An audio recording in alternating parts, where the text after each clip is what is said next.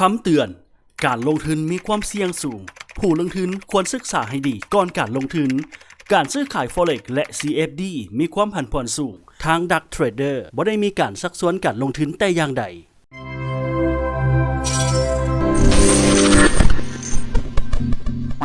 สบายดีต้อนรับเข้าสู่ Duck Trader นะสำหรับในมื้อนี้เราจะมาแนะนำวิธีเกี่ยวกับการฝากเงินเทรดจากทาง XM นะก็ยังอยู่จากทางโบรกเกอร์ XM เช่นเก่าเช่นเคยโบรกเกอร์ที่คนลาวนิยมใช้นั่นเองเนาะ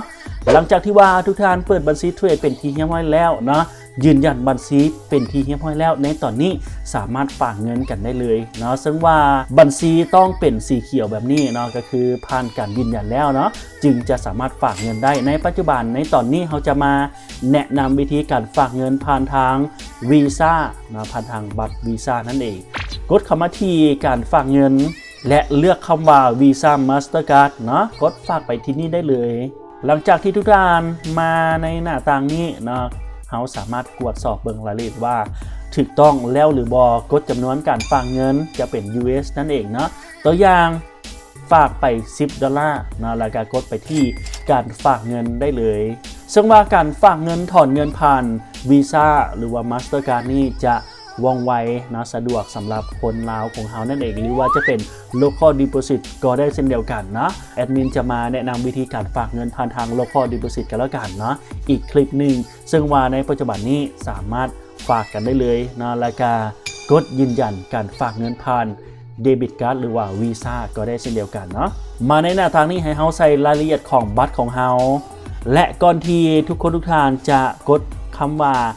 ฝากเงินหรือว่า Deposit นี้ต้องไปเปิดออนไลน์จากทาง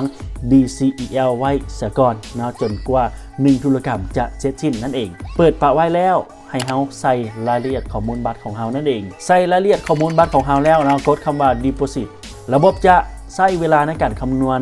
บึดหนึ่งสำหรับท่านไหนที่ว่าขึ้นมาในหน้าต่างนี้ก็คือการฝากเงินของเรานี่สำเร็จเป็นที่เรียบร้อยกันแล้วเนาะท่านใดที่ว่าต้องการอยากจะฝากเงินผ่านทาง Visa Mastercard เนาะก็สามารถฝากกันได้